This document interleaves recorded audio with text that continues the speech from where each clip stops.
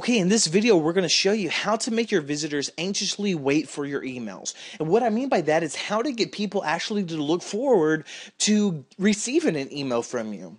So instead of, having people open up their email box and be like, oh no, here's another email from this guy just trying to make money, how can we start getting people to actually want to see what you have to offer, want to hear from you? And one of the things we're going to cover is basically how and why we use free content. And the reason why we use free content is a lot about the top of mind awareness, because it's very ignorant for us to think that, we're the only list that our subscribers are on. Of course not. Email marketing is kind of like a war. There's a lot of people fighting for the attention of your subscriber, just like it would be, let's say if you were dating, you find that pretty girl or that pretty boy. But we'll just use a girl in this as this example since I am a boy. But you find that pretty girl and you want to, you're interested. You want her to take interest in you. But at the same time, there's a lot of competition. There's other guys trying to go after her. So you need to wind up setting yourself apart in her eyes. And how do you do that? You might send her some flowers. You might send her a gift or send her a couple of things. And that's really not necessarily to get anything out of it. It's just that way, she takes the flowers home, and then whenever she's at home during the week when she can't see you, she's thinking about you. Every single time she sees flowers, she starts thinking about you and how much she can't wait to be with you. That's why whenever she sees you, it makes that experience all that much more worthwhile versus just being like one of the other guys out there just trying to, get something out of it. Let's just leave it like that. So how does that relate to email marketing? Well, bottom line, we do need to make money with our email marketing efforts. I mean, that's the reason why we're all online. I mean, this is hopefully more than a little bit of a hobby for you, but you have to make money, to put food on your children's table, just like me, to make that better life, to pay the bills. You have to make money, so you need to, send offers every once in a while. But those offers, to kind of think about it in the dating terms, is that is your date. That's your physical connection. That's the time where you get somebody to open up to you and basically hand over a pile of cash.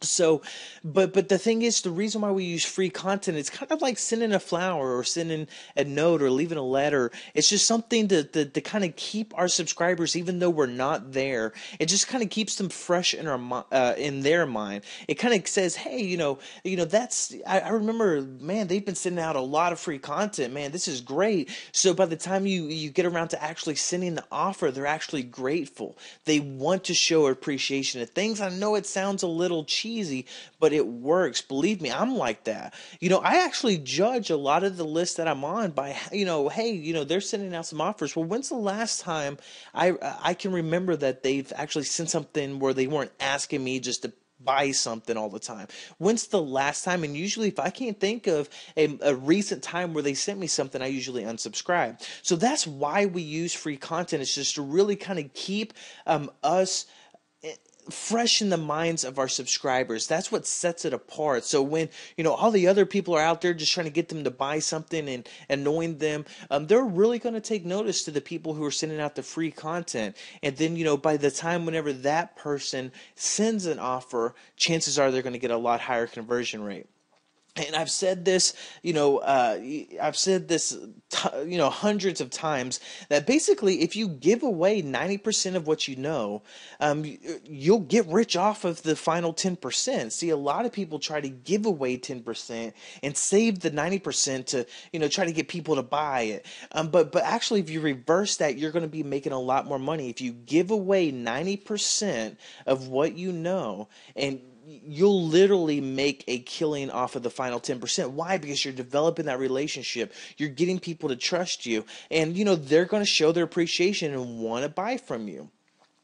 So basically, the final point before we close is, really don't focus on selling with your email marketing. Focus on making best friends. And see, if all you do is treat your email subscribers whenever you create emails like they're your best friend and you just develop a relationship with them, then the selling is going to handle itself. But if you go out there and do nothing but try to sell to them, you're going to ruin the relationship and you're going to wind up not making any money. So that's it for this video. As soon as you're ready, just go on to the next video.